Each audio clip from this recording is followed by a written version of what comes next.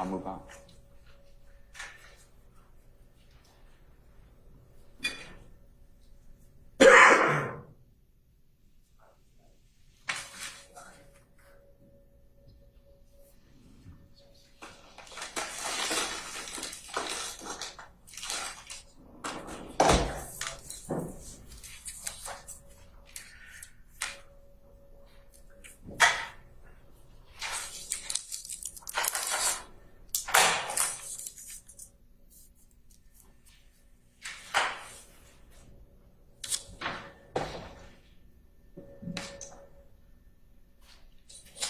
Did you discuss with Mr. Anderson that Jeffrey Williams was going to pay for the heroin that Buck had stolen from your apartment?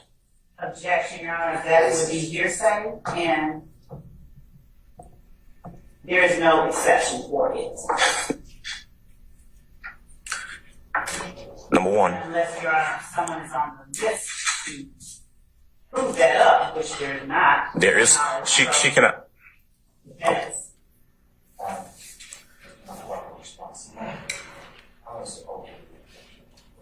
So by telling the jurors, Your Honor, there is And so there is no one who can testify to that, whatever the exact words are. That is testifying in front of the jury. Number two is the exchange between Ms. Love and Ms. Bennett concerning what I believe to be text messages. Understanding what the court said is under seal, which I never saw, but the way that the question is framed is, did Ms. Bennett send communication? Do you have that, Mr. Kokomo? Otherwise, I'm going to continue.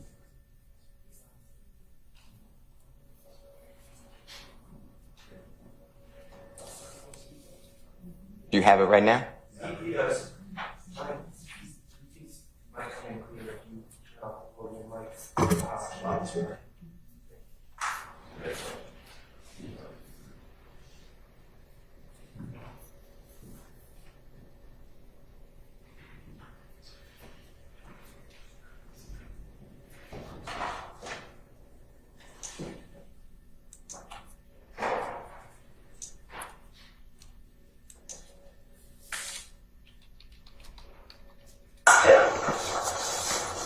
Yes, I sent that to Mr. Hamilton. And did you send a communication to anyone in the district attorney's office stating you did not care what the judge said, no one could make you testify, and did you give specific, explicit instructions as to what to tell the judge to do? Objection, No. I'll rule the objection. Did you tell anyone in the district attorney's office that the judge could kiss your ass? No. I told Mr. Hamilton to have the judge to call me so I could tell him I've been harassed. That's exactly what I said. Your Honor, permission to treat the witness pursuant to Brown? I'll allow. So, Your Honor, the way I heard it, the initial part of the question was, did you send communication to him in the district attorney's office with an explicit whatever message, whatever the words are. So, and target that. To answer your question directly, so those are 2 points that I'd like only Ms. Love can answer. Then Ms. Love talked about on redirect, which was hostile witness cross-examination.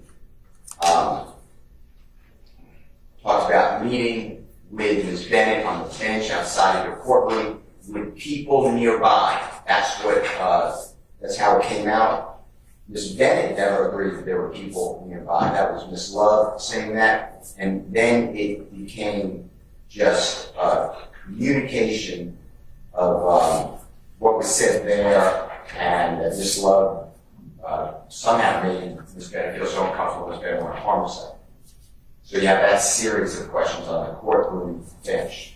In addition to that, Ms. Love said, "Isn't it true that I communicated with you via telephone at various times?"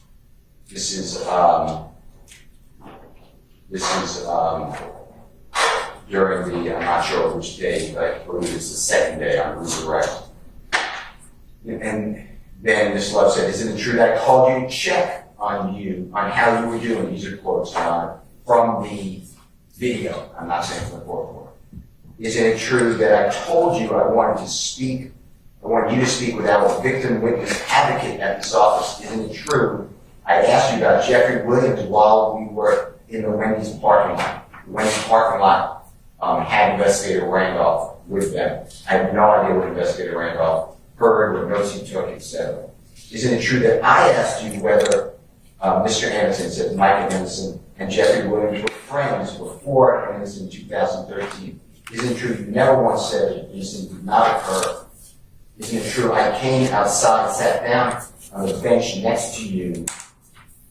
Isn't it true I asked you how you're doing? Isn't it true you told me you were beginning to feel like you wanted to harm yourself again? Isn't it true I asked you what caused you to feel this way? Isn't it true you told me you, Miss Love, you are the reason I'm starting to feel this way? Isn't it true that I then left your presence? Isn't it true that never once did you tell anyone in the district attorney's office that this incident where you alleged that young Thug, that Thug DK and Thug's brother robbed you did not occur?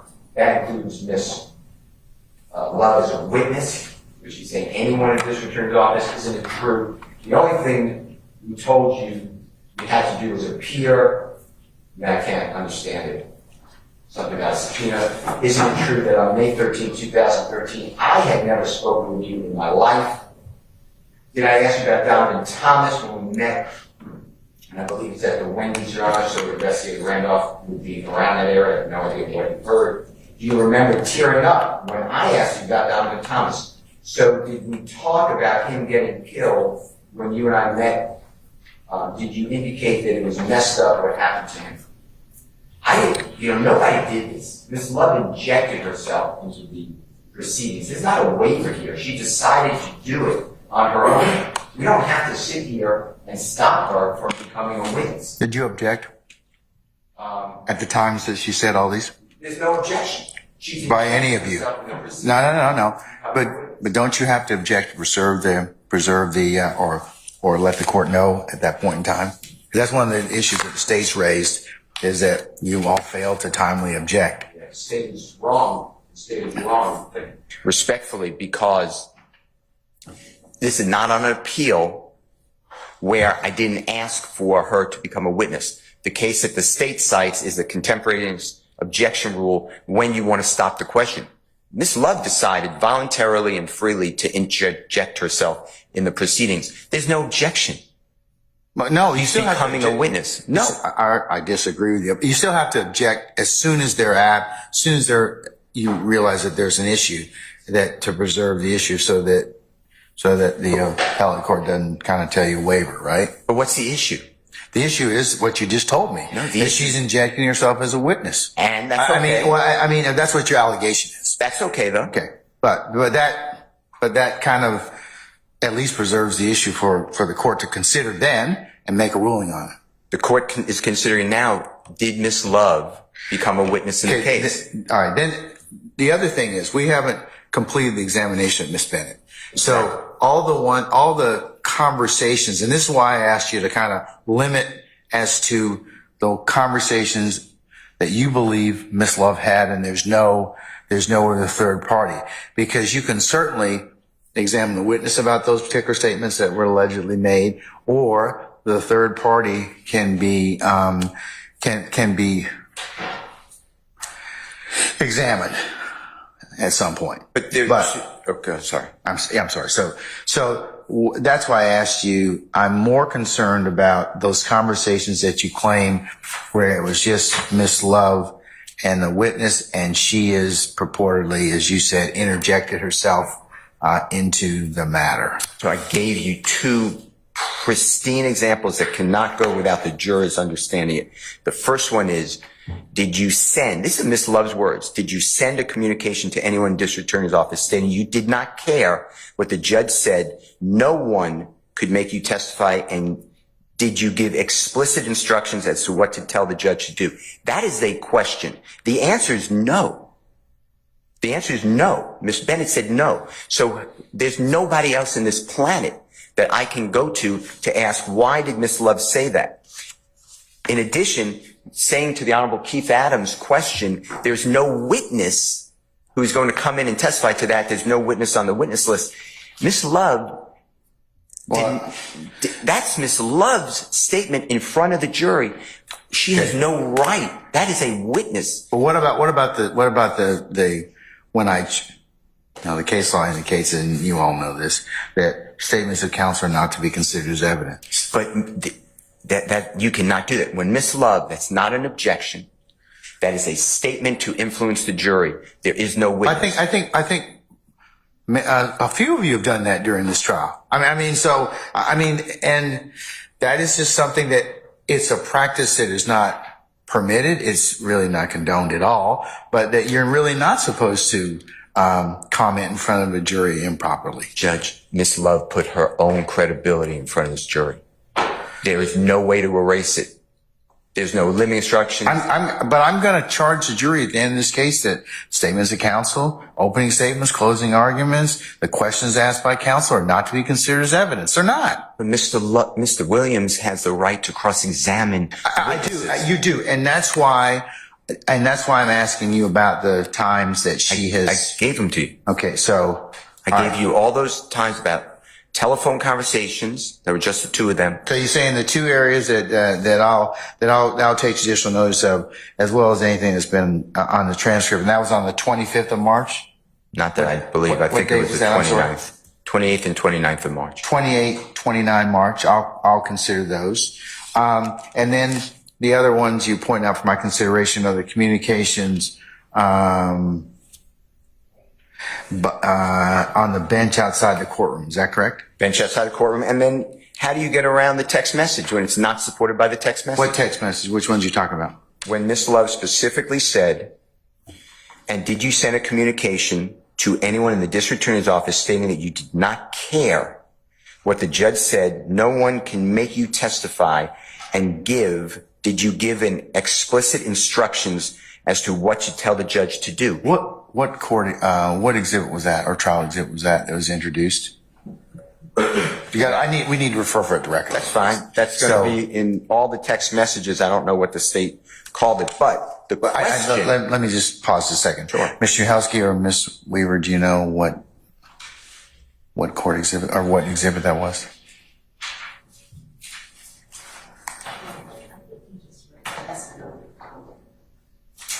But I need to reference it for the record anyway, so.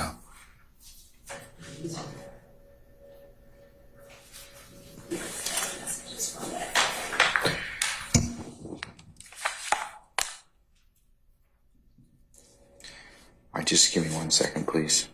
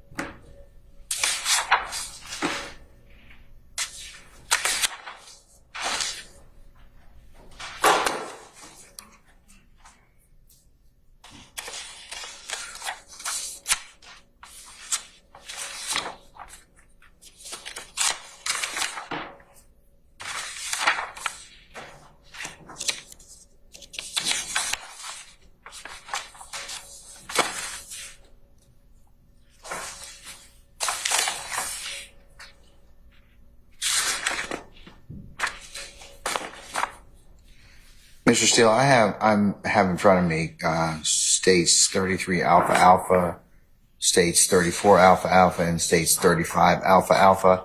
If you want to take a look at them, and tell me exactly where it is that, in either one of those three, also have 32 alpha and alpha alpha. Let me take a look at that right quick as you're looking at that.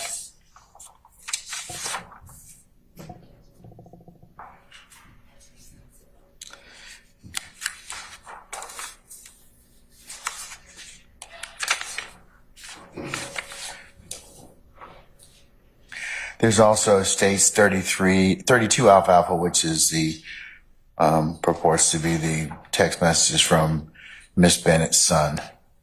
His phone. Yes, you can, sir. This is on 34A. 34 alpha alpha? I'm giving them all back. All right, thank you. Okay, all right.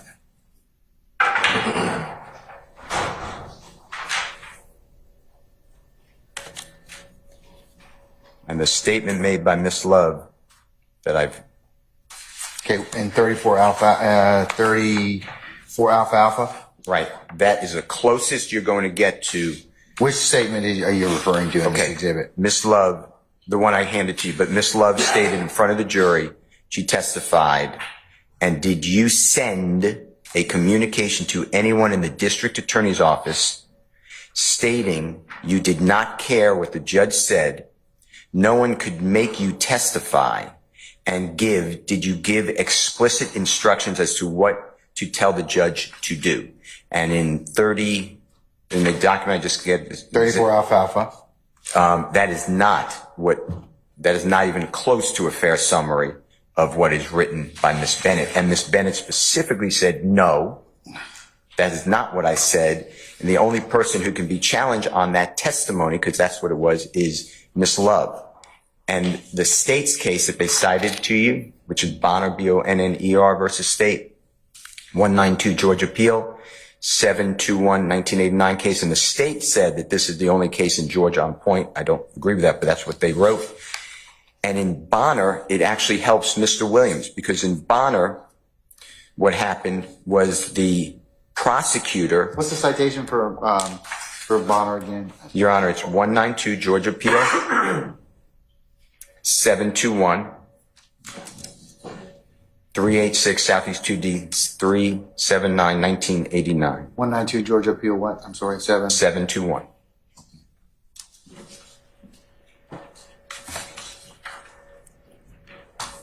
It's a short opinion. It's in Division 3.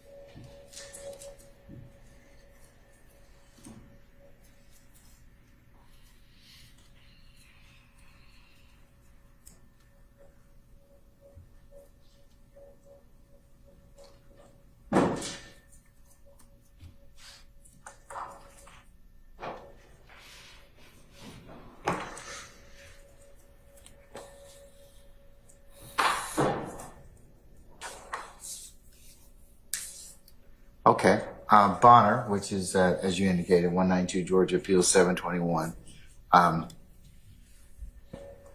So I find this case to be fabulous for Mr. Williams. In Division 3, the court wrote that the transcript reveals, in regard to appellant's final enumeration, that after appellant testified on direct examination that she had not visited the victim's bedroom, the district attorney cross-examined appellant about a statement she had made to the district attorney himself prior to trial. The district attorney called to appellant's mind the time, place, and circumstances surrounding the conversation, in which appellant was asked whether she told the district attorney that she went back into the victim's bedroom to listen to the radio. Now I'm skipping, Your Honor, to the end of the opinion. Well, I don't want you to skip, I want you to kind of also take a look at what the there's an objection that was interposed on an unsworn witness. Yeah, but I'm saying Okay, that so- she needs to testify. I don't care that she became a witness. I want to cross that it out. preserved the issue for appellate review and for the court to kind of take it up. That's one of the things the state's saying that you should have done at that point in time. No, But I don't- we'll okay. continue with it. But All right. anyways, but yes. Keep reading, or can I go to? No, go ahead. So if you go to the very end of the opinion, I don't know how many lines because we're not looking at the same, Yes, sir. But at the end of the opinion, if you could target, it's maybe, I don't know, 12 lines up. The transcript reveals that the district attorney laid the proper foundation, and this is what I stress, but rather than denying making the statement, appellant admitted having done so. Thus, contrary to appellant's contention, the transcript established that it was not necessary for the district attorney as the cross-examiner to prove the making of the statement, and accordingly we find that the failure of the district attorney to be sworn as a witness and to be available for cross-examination by appellant did not constitute reversible error. Here, Ms. Bennett denied making that statement. She denies Ms. Love's assertion in her question about give explicit instructions as to what to tell you, and that she did not care what you said. The text message that I gave you, and I didn't count the pages, but is in that exhibit in blue at the top, is Ms. Bennett saying, I'll explain it to the judge. She was polite about the court. She was not rude. That is something that needs to go to jury for this reason. And this is the important reason. Ms. Bennett is exculpatory to Mr. Williams. This is not like you can strike or you can give an instruction. She is exculpatory. And what Ms. Love did is three witnesses, one lawyer and two witnesses, she decimated their credibility. She's telling the jurors that Ms. Bennett is lawless, doesn't give anything about you. That will bother the jurors. They will discount her. Number two, she tells the jurors that the Honorable Keith Adams' question is made up by Keith Adams. He's not truthful. And third, she has decimated the credibility of the witness who has not yet been called, because she has said there is no witness who is on the witness list who will testify to that. So when the witness does come in and testify to it, the jurors are already clued in, that is a lie. Ms. Love knows exactly what she's doing, and she is testifying in front of the jury, and we have questions for her. And the questions are simple. All right, let's focus, because the focus is on, remember, statements of counsel are not to be considered as evidence anyways, but focus on the issue of Ms. Love and the statements that she purportedly has made to Ms. Bennett that you can't examine. How come you can't examine Ms. Bennett on the stand about those statements and utilize the text messages? Because I would say to Ms. Bennett, what did Ms. Love mean when she said, did you send a communication to anyone in the district attorney's office stating that you do not care what the judge said and no one could make you testify and did you give an explicit instruction as to what to tell the judge to do? And the answer is going to be, I have no idea what Ms. Love was thinking. I don't know why she asked me that question. I already told you that's not true. So you have to ask Ms. Love, why would you say that? Why did you put in the jurors' minds that this witness is underneath the law? That she curses at the judge? That the judge can kiss her ass. Well, I don't want to say it, Well, but here's the thing as well. If that's what you're looking to get at, to impeach her, to get her, I think there's another methodology of doing that. I don't believe I know that methodology. No, I'm telling you that I told you that there may be a exhibit that, like I said, they have a material witness warrant, and for good cause, I'd be willing to unseal it and you can look at it. I'll look at it. And that may, I'm telling you from the court's perspective that if you're, because if you're attempting to have Ms. Love explain this, even though counsel shouldn't inject themselves as a witness, I understand that, but I do believe that there is some that this references conversations that are in an affidavit that you may be able to use to further examine the witness. That does not comport with the question, did you send a communication? That's my point. I don't care what the affidavit said. Okay, but what Did you send a communication? That was the question. who said that, Ms. Love? Yes. That is a quote. And I know we go by court reporter, but that is the quote online from the trial. In addition to that, you know. Okay, well, flush out did you send a communication? Right. That is not the spoken word. Send a communication is email, a letter, text message. So what did Ms. Bennett say about that? And that goes to the Bishop case. She said no. And the Bishop case said, well, she would have said yes, then what's the point of cross-examination? And Your Honor, I hear what you said and I respect it. And you said it multiple times. Look, the jurors are going to be told that the lawyer's questions are not evidence. But that would do away with the unsworn witness rule. Every case, I have cases I cited to you from the 2nd Circuit, 3rd Circuit, 7th Circuit, 6th Circuit, 8th Circuit, 9th Circuit, 10th Circuit, 11th Circuit, U.S. Supreme Court, Georgia.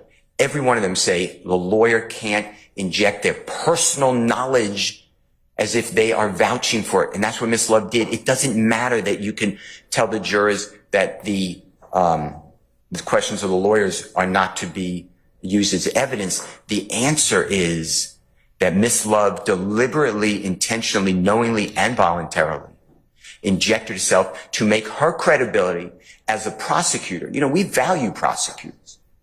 We all value prosecutors. They have tremendous power that we bend down to and say, we give you this power. And Ms. Love has wielded that power wrongly. And she has she's not asking questions. She's saying, me. Did you tell me? Did you send the communication? Here are all, she's holding text messages while she's doing that.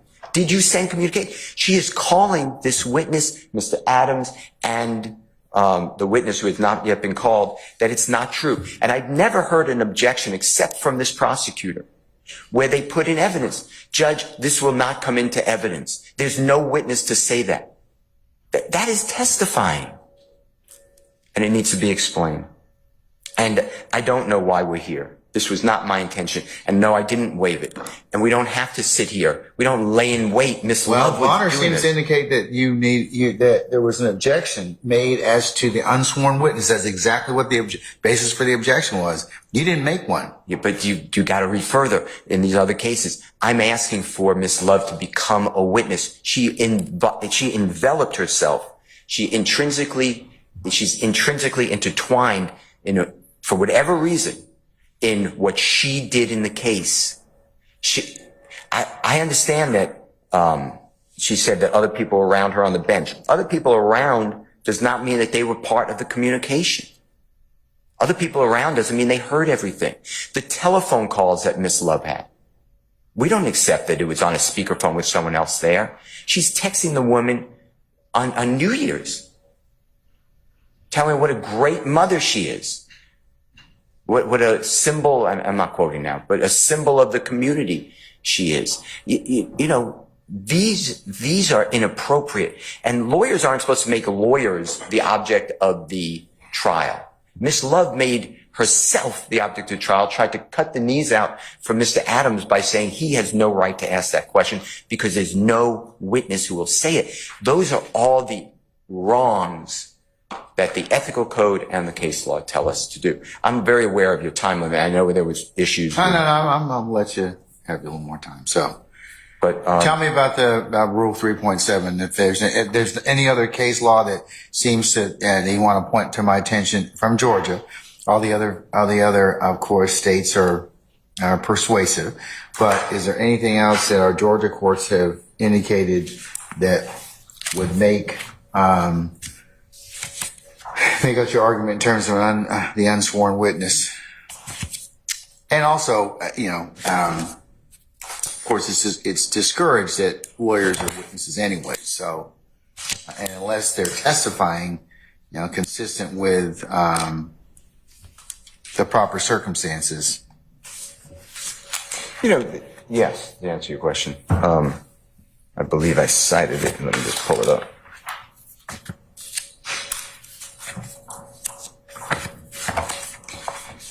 It is a case, I believe, that the Honorable Bruce Harvey did. To quote Bruce Harvey, when cases were cases, 1985. Is that when we had paper advance sheets? Yeah. Okay, all right. It's actually before my time, but I don't mean that to Mr. Harvey.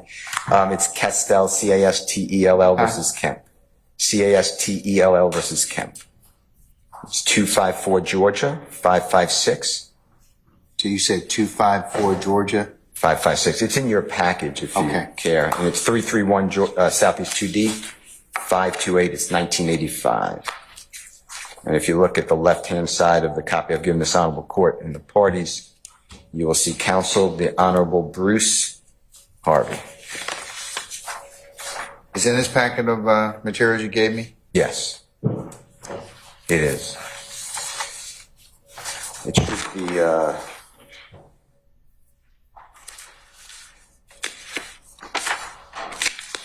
fifth case, it should be.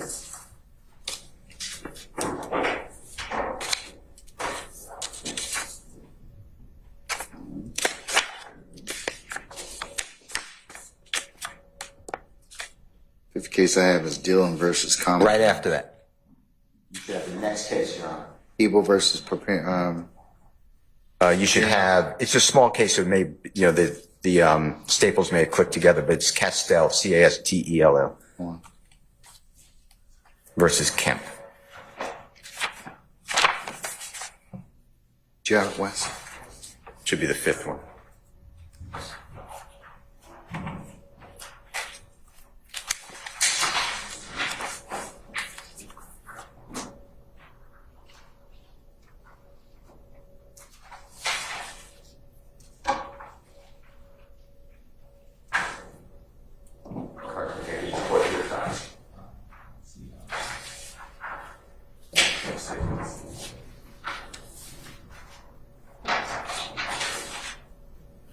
Your Honor, I have another copy of that, right? Yes, sir, you may.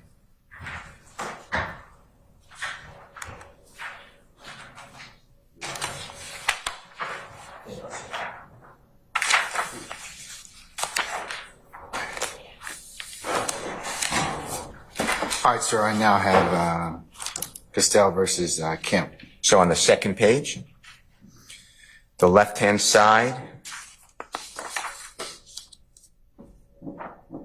Yes, sir. the 12th line in the center, the roles of an advocate and of a witness are inconsistent.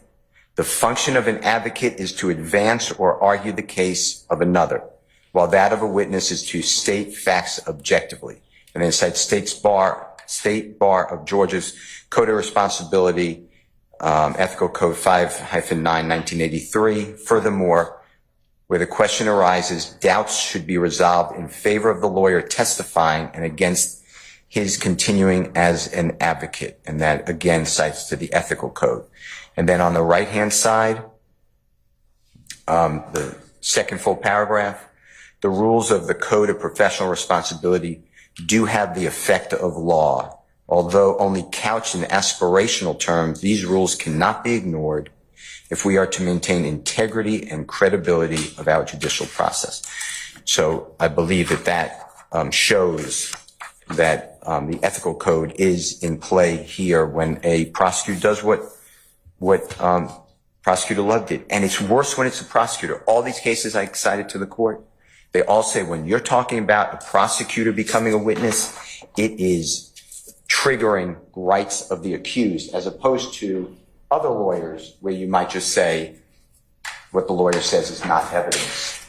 Here, the prosecutor has to be looking out for the rights of everybody. That's why there's Brady obligations. And in this case, Ms. Love just went way over the top and injected herself. Your Honor, the United States versus Hosford, H-O-S-F-O-R-D, which should be the first case against Honorable Court and the parties, which is 782F.2D 936. It's 11th Circuit, 1986. In that case, the AUSA, his name is McGee, MC capital GED, did not formally appear as a witness, but he was cross-examined. And I mean, he was doing cross-examination and he was involved in the facts of the case like Miss Love. And on page 3 of 5, the 11th Circuit goes through a 4-part analysis, but on the right-hand side, the 7th line in the center, specifically, I think this applies. The 11th Circuit said that third, the performance of the dual roles by a prosecutor might create confusion on the part of the trier of fact as to whether the prosecutor is speaking in the capacity of an advocate or of a witness, thus raising the possibility of the trier of fact, of the trier according testimonial credit to the prosecutor's closing argument.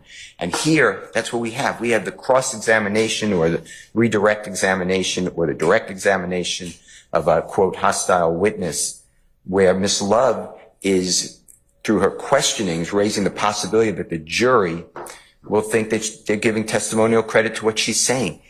You can't ignore that, and you can't erase it. The fourth one, right after that, the 11th Circuit wrote, fourth, the rule reflects a broader concern for public confidence in the administration of justice and implements the maxim that justice must satisfy the appearance of justice. This concern is especially significant where the testifying attorney represents the prosecuting arm of a federal government. And I don't know how we got here. I don't know why the state thinks that this is no big deal, just cross-examine someone else. This is exactly what we don't do. It's an ethical violation. It is a lawful, legal violation. And I ask this honorable court to disqualify Ms. Love from going forward in our case. She will be a witness in the case. And we will ask her, with a little telegraph of what concerns we have. Why did she, I told you, what did she do at the bench to make what did she do? Outside bench, that conversation that was had purportedly outside. Right, what Ms. Love reported to us. That one, where others were around, that's how it was said. Others were around, not others were participants. The telephone calls, the announcement in front of the jury, it's not an objection to say there is no witness who will say what Mr. Adams said, that this was a theft and Jeffrey Williams repaid the theft. And Ms. Bennett, did you send communication that the judge, I'm not going to go through it again, but, inappropriate things towards this court? And the answer was no. So that's why Bonner, I believe it's helpful. All right. No, Your Honor, thank you very much. Okay. All right. Ms. Shuhelski? And by the way, can I say one other thing? Do you mind if I just say one other thing? Your Honor, I looked at my notes. It is Thursday as well as Friday, not just, I think I said earlier Friday. It is Thursday, some of these concerns. They came up on both direct and redirect.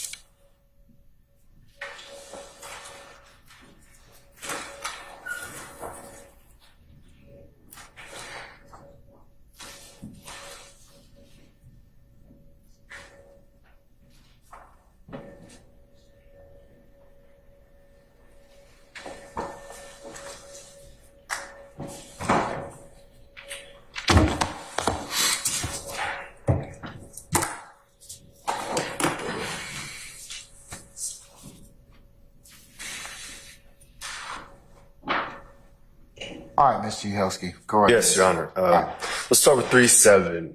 I'm sorry, start with what? Rule 3.7. The lawyer as witness professional conduct rule. I wanted to point out about Castell and in connection with 3.7, just while it's at the front of mind.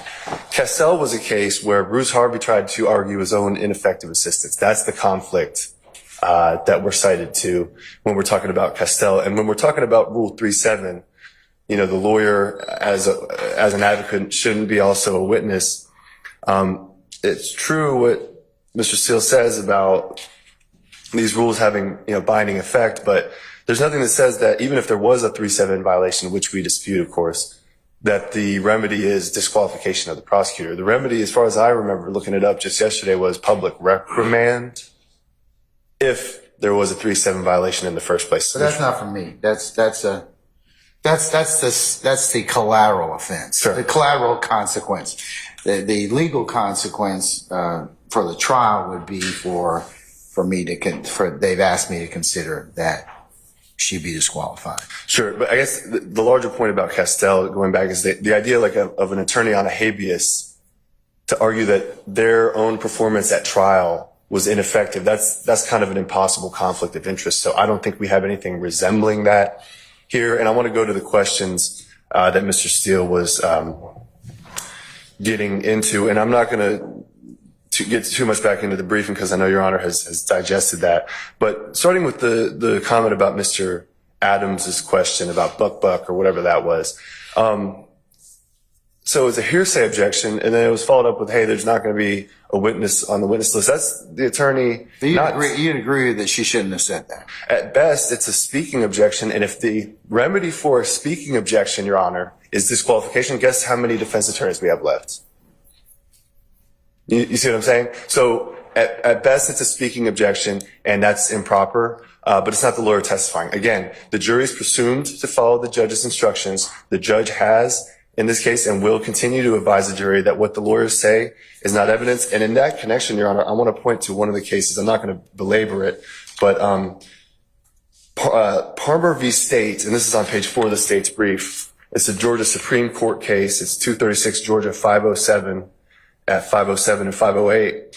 There they approved of a jury instruction, and I will concede that it was a curative in that case, but it says that the instruction said that anything a prosecutor might say while asking questions on cross-examination was not evidence. So even if you think that was an improper speaking objection, which is not the first one we've seen, the remedy is not disqualification, which, as Your Honor is aware, is a radical remedy. Going forward to this other communication, the second major point that Your Honor had asked us to discuss, this instance where Ms. Love asked Ms. A.B., isn't it true that you sent a communication talking about the judge can kiss your ass? That's just not good phrasing. Send a communication. It doesn't necessarily mean, it doesn't say, didn't you send a text?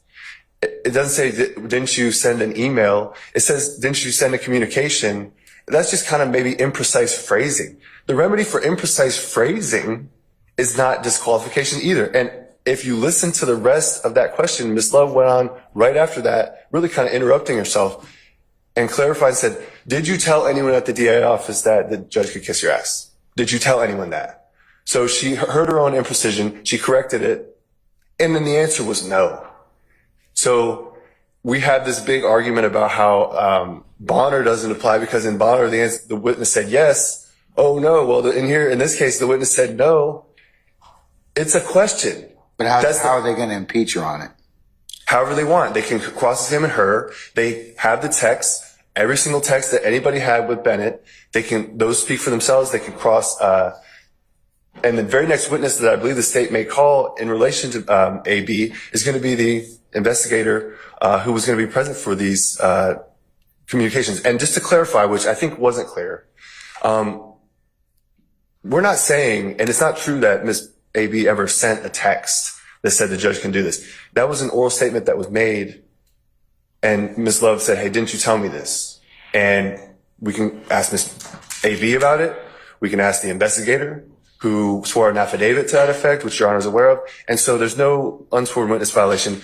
And I'm not going to make too much more,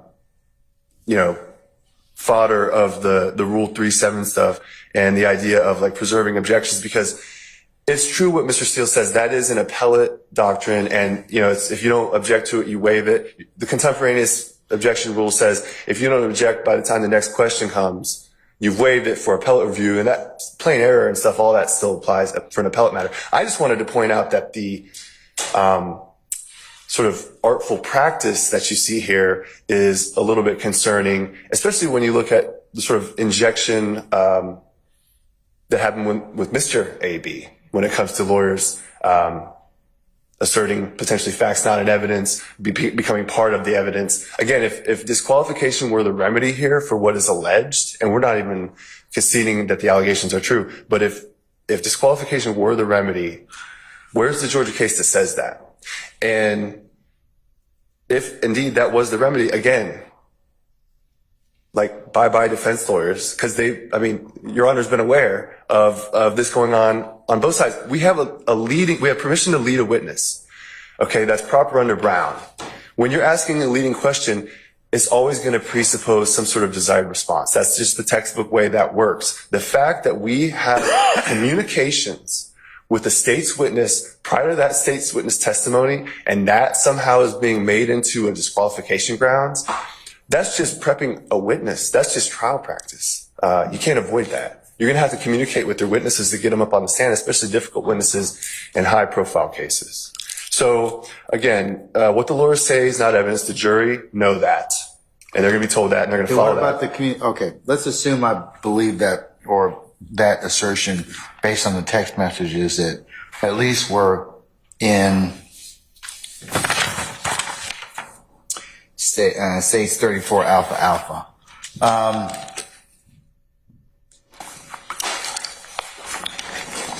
What about the communications that Ms. Love had with Ms. Bennett on the benches outside the courtroom that were not memorialized or witnessed by a third party? I don't believe that any such communications exist. Ms. Bennett said nobody was nearby. That's her answer. But that's not necessarily what reflects the truth. You don't believe that's a problem? I mean, how is the defense or anybody else going to test that? Then you are being asked to look at the credibility of lawyer versus witness because you don't have a third party. Well, that's what Ms. Bennett says, that there's no third party. That doesn't mean we don't have a third party. Was there a third party present? I believe. During all of the conversation? As a matter of protocol for these conversations, I believe there's going to have to be an investigator or a victim witness advocate. I believe Lieutenant, I'm not going to speak to it. I wasn't there, but as a matter of protocol, you get in a lot of trouble if you don't do that. So if we have investigators present when we're dealing with our witnesses, and just because Miss AB said no, there weren't people nearby. Okay, well, I'm just, look, they're asking me for a draconian, remedy, which is, indeed, hey, look, she being Miss Love, purportedly had conversations with Miss Bennett and nobody else was present. That's what Miss Bennett seems to have indicated. So are you telling me that, if need be, the defense can cross-examine or has the ability to call, if appropriate, the third parties that may have been present, victim advocate or the investigator? On information and belief, yes, I believe that will be possible. They were present the entire time? Yeah, of Miss Love's conversation? Other than when she said, we're going to leave. I'm going to leave because you're making me angry. Other than the, kind of texts about this or that administrative detail, like, Happy New Year or whatever it is, these collateral matters. Yeah, I believe there would have had to have been an investigator present for any of these. Had to have been, or there was? Because, look, if you don't know, you don't know. But that's kind of Mr. Steele's point. Because if you're going to represent to me as an officer of the court, yeah, we had, despite the fact of what she may have said, Judge, we had somebody that was there the entirety of the time, or can refute or rebut that assertion. That's the assertion right now. That's what I kind of want to get some clarity on. So if you want to, just let me know before you commit to that. I know what your assumption is and practice is, but I want to know whether or not she being Miss Love had conversations that were witnessed by some particular member of your team that would refute or otherwise not make this an issue, because it's an issue only because there's no way I can test if that truly was the conversation. There's no way as the cross-examiner I can test whether or not that third party was this witness is telling me what really happened. Okay, so I'm I'm going to hold on that and let I you. have an update on that. Okay. All right. I believe the conversation that we're referring to, I'm being told there was an investigator present. Antonio Long was present for that. Okay. All right. So if need be, Mr. Long Sure. can be, if appropriate, can be examined on that. Okay. All right. What about what about the third group of statements? This communication by telephone at various times between Ms. Love and Ms. Bennett. And I want to say that is, let's see.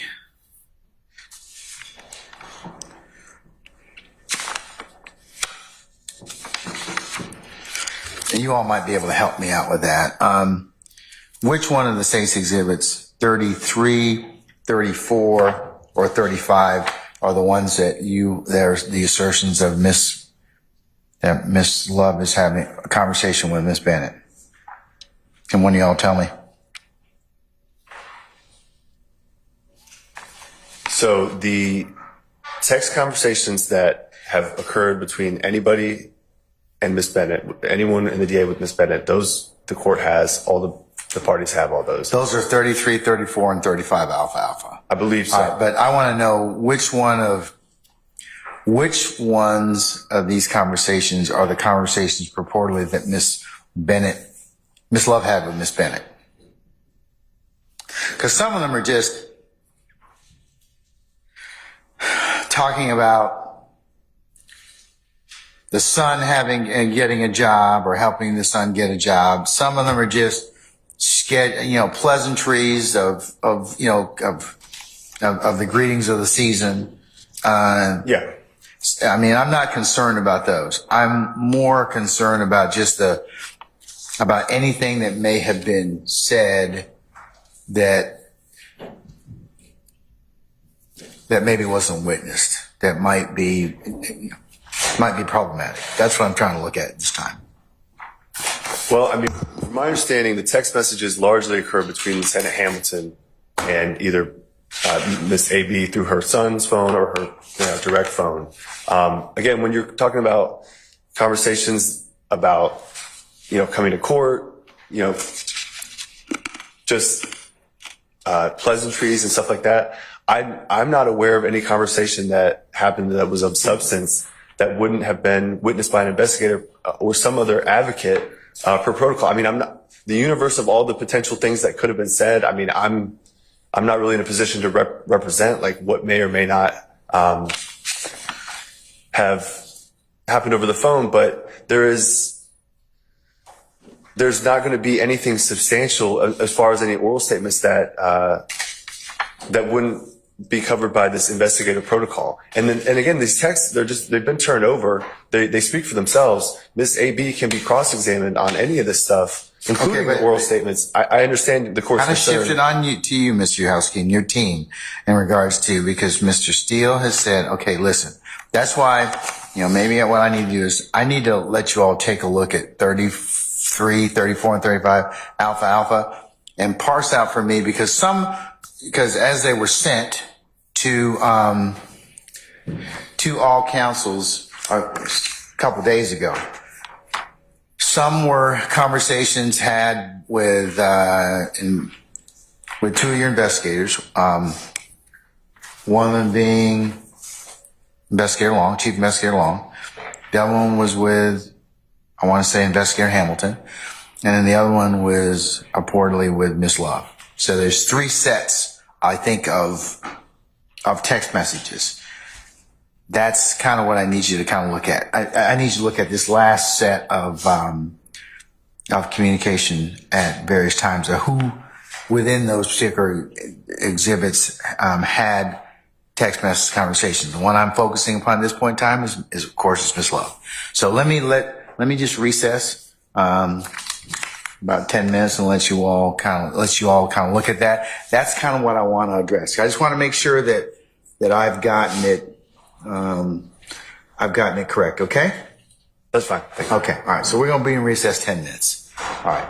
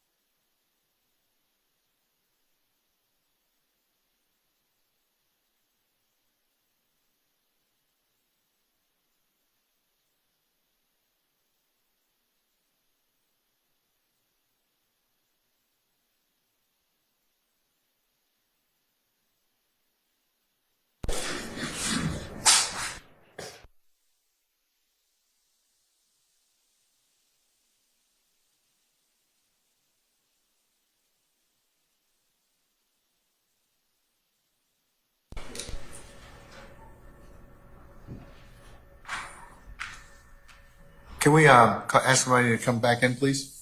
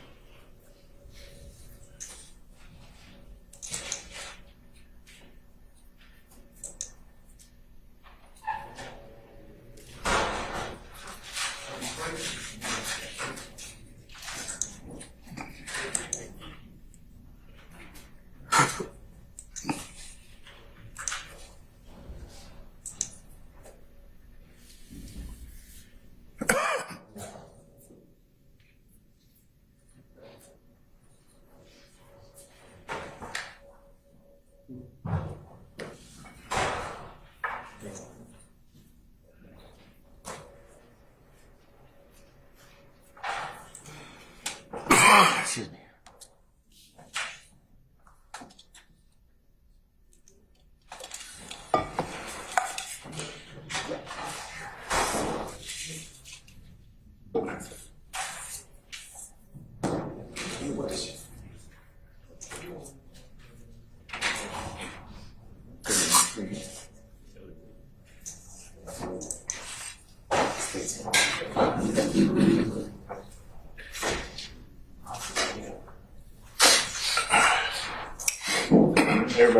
All right, thank you, Sergeant. All right.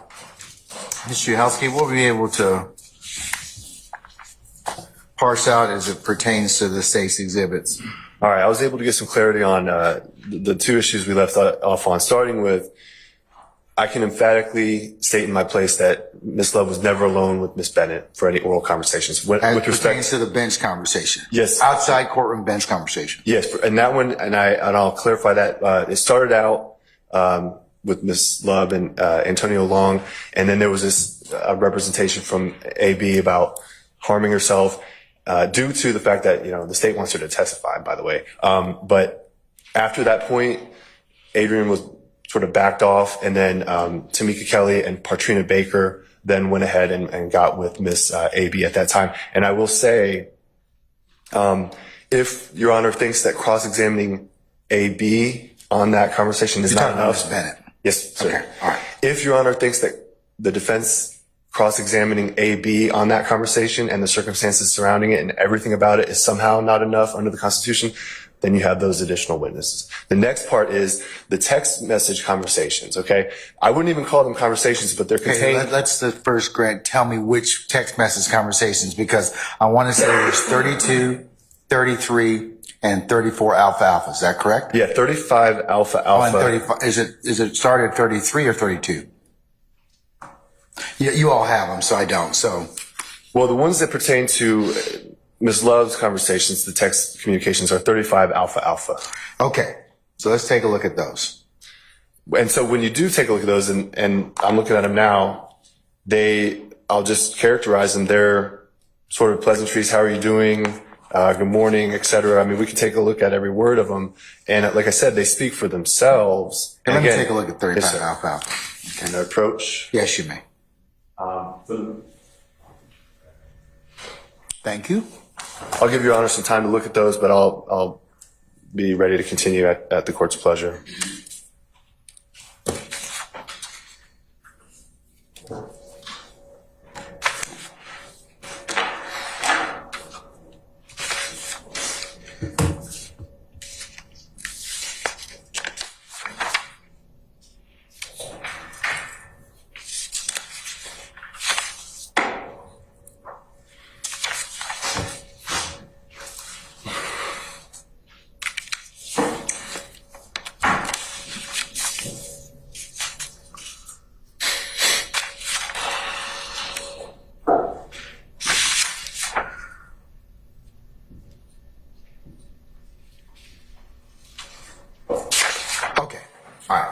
So what I would say about those text messages, Your Honor, as you look at them, they're pleasantries, they're administrative, they're collateral. And the larger point, one of the larger points, is that these are just text messages that Ms. Love sent to AB as part of, we want you to testify, we're, using you in the case.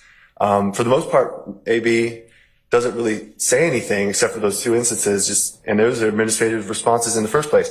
And even more than that, the idea that a prosecutor texting a witness about coming in to testify and how are you doing and all this other stuff, that's just text messages that occur between Ms. Love and AB. That's not unsworn testimony.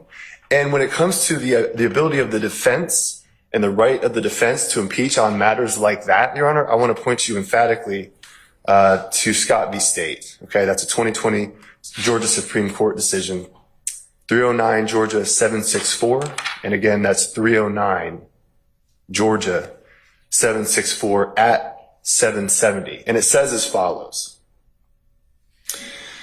Under OCGA 24-6-621, a witness may be impeached by disproving the facts testified to by the witness. But this statutory provision does not provide a party with an unlimited ability to impeach a witness by contradiction. To use an example of something that did come out maybe in testimony, isn't it true you were late to the meeting?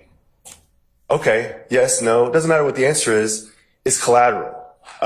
Scott says, a party may not use extrinsic evidence to impeach a witness by contradiction on a matter collateral to the material issues at trial. Whether AB was late to the meeting, not material to the trial. It goes on to say that even under the former rule that preceded 621, a witness may not be impeached based upon a discrepancy relating to a wholly immaterial matter. And even further in Scott, going on to 771, it talks about how the person's the ability to disprove something that's relevant to credibility, that a discrepancy on that point does not relate to a material issue in the case.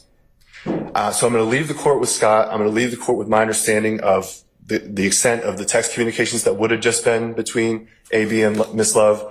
But I want to leave the court with the final impression, again, reiterating that those text messages are not testimony. And really, if the defense wants to talk about them, they could ask Ms. Bennett. And so we would ask the court to deny this motion. All right. One more thing. Do you all have a copy of the affidavit for the material witness warrant? I'd have to do an order unsealing it. We can certainly. Do you have a copy of it with you, or do you have? Can you get me a copy We'll provide a copy to the court immediately. Can you all get me one in the next 5 minutes? Yes. We're Okay. working on it now. All right. Okay. All right. So I want to take a look at it, Yes, and I may, depending upon what it says, make some other additional findings. Okay. All right. Thank you, Your Honor. So I'm just going to recess in place.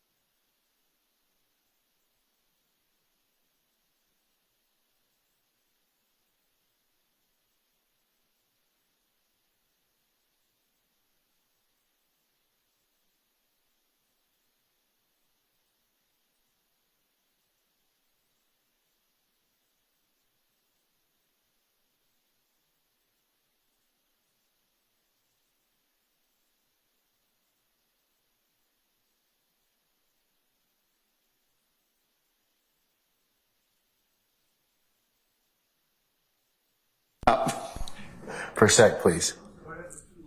It's too loud.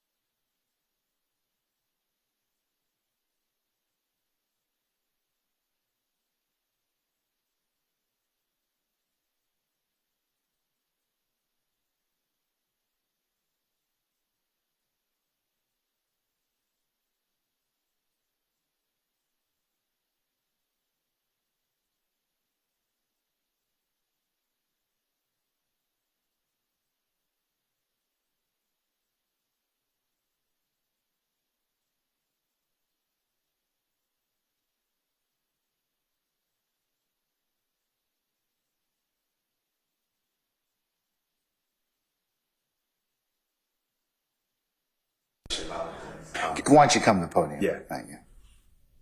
I believe this is what the court's going to do, but we just wanted to make sure that we redact and make sure that it doesn't come out to the public, any of this biographical information, date of birth, address, stuff like that, if that makes sense. I think that could be arranged. Sure. Mr. Steele, what I'm going to do is I'll redact out the biographical data of the witness. No opposition. Okay. Okay, All right. thank you. All right, so we'll just do that before when I unseal it, okay? Thank you, Your Honor. Okay, all right. Christina, can I see 34 and 30? Yeah.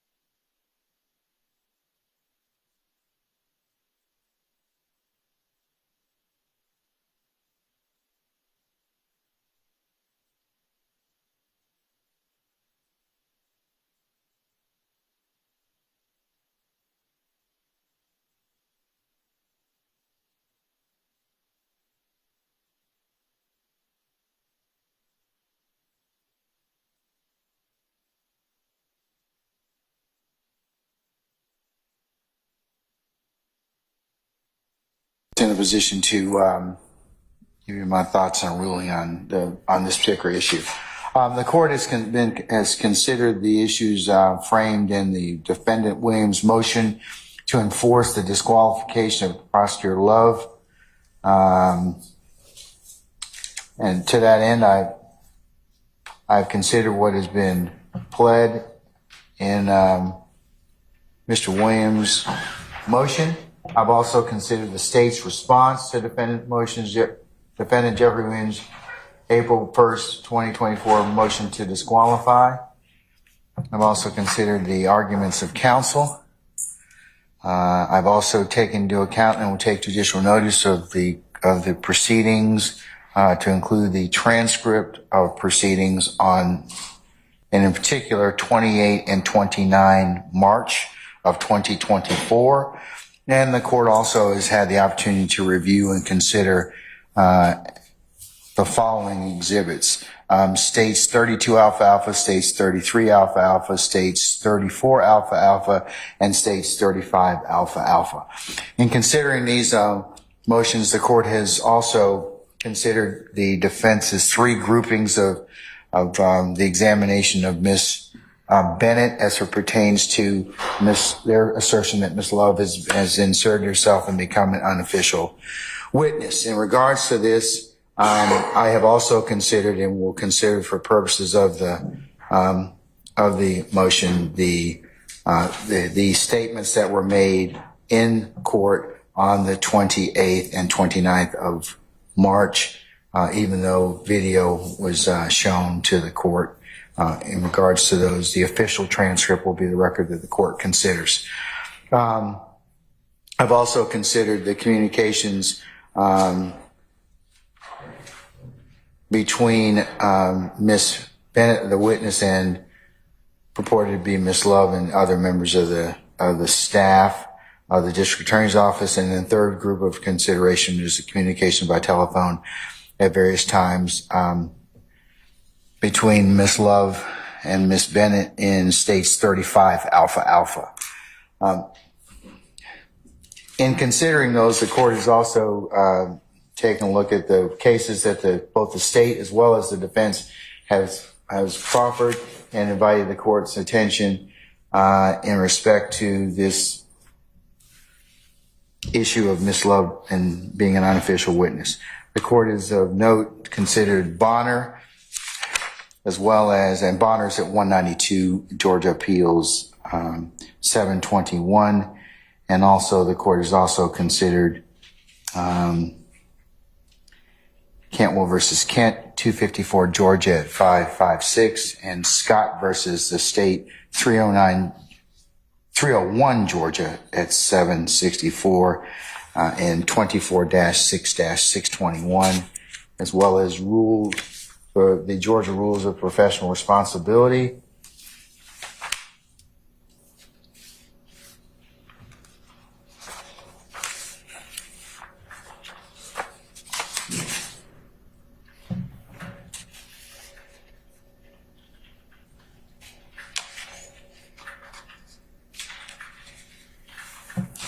Uh, 3.7.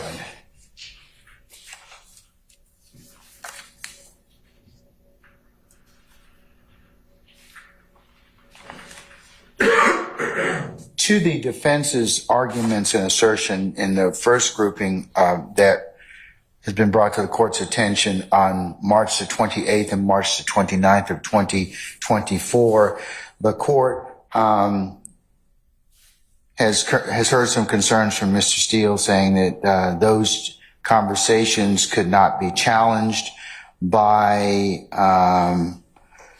any other examination than Ms. Love, and has thus asked the court to disqualify her. The court has considered that particular request, and in regards to the colloquy that is had between Ms. Love and Ms. Bennett, as referenced from the transcript, in the interest of fairness and judicial economy and clarity, the court will unseal the affidavit as it pertains to the material witness warrant that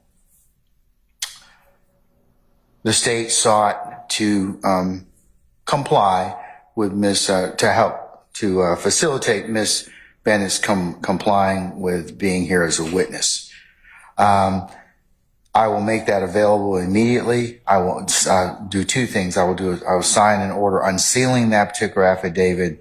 I will also block out the proprietary information as it relates to Miss Bennett from that. But Mr. Steele and Mr. Uhowski, I will make the balance of the affidavit in its entirety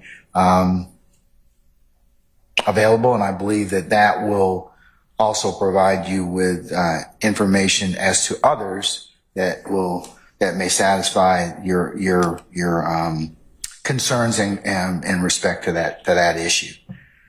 The second area of communications from the courtroom bench outside the courtroom as it pertains to Ms. Love, I believe that Mr. Uhowski is proffered and stayed in his place, that Chief Investigator Long would be the person, as well as the two victim advocates that can provide information in respect to any communications that may need to be tested or heard of during that particular period as it relates to that issue. And then thirdly, the communications by telephone at various times in states 35 alpha as it relates to Ms. Love and her witness, Ms. Bennett. The court in reviewing those doesn't find anything that would be other than the one advocate's attempts to seek scheduling and pleasantries with the witness. And for those reasons, and applying Bonner and the other cases that the court has cited for purposes of this analysis, I'm going to deny the defense's motion to disqualify Ms. Love. I will also, though, as a caveat to all counsel, just invite you all to just be mindful of witness interviews and the importance of third parties being present for the reasons that our professional code of responsibility tells us. So we don't inadvertently make ourselves as lawyer as witness. So with that, that's the court's ruling. Mr. Uhowski, if you will prepare a suitable order for the court's consideration, send that to Mr. Steele. And if I could get that by next Friday, that would be the 12th of April. That would be fabulous. Okay? All right. Your Honor, Yes, Mr. Sharp. as Mr. Steele, I believe, was the only signatory of the motion and did the arguing, I just wanted to ensure for the record that the Harvey rule is still in effect. It applies to all. So Thank you. Yes. Okay. All right. One other thing, Wes.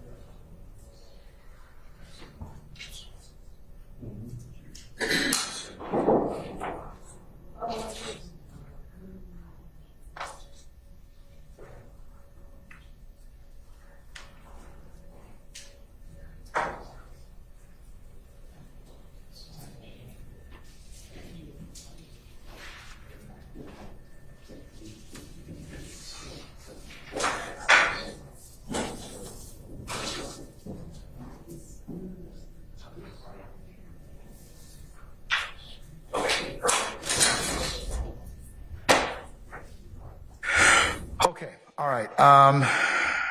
I don't think I have anything else I need to add or with you all other than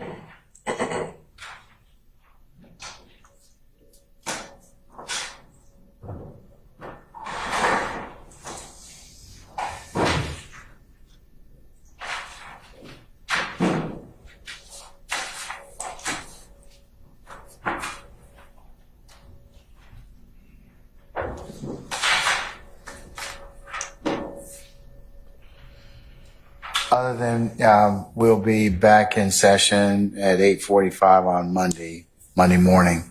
I'll cover with you all my administrative order and just to make sure it'll be entered and all of you will get a copy of it. Okay. Anything else? Mr. Harvey.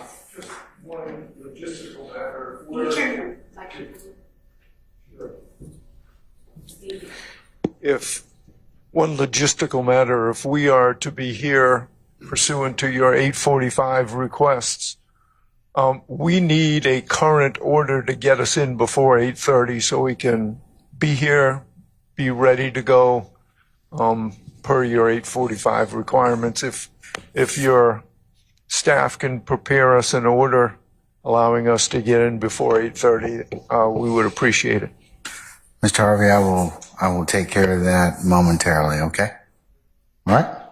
Okay. Anything else? All right. If not, I'll see you all for 8:45 on Monday morning, the 8th, and our jurors will be present, and we'll take up that, because I believe I told them to be here for 9 o'clock. So we'll whenever they all get here, that'll give us some time to cover any other ministerial that we have to cover.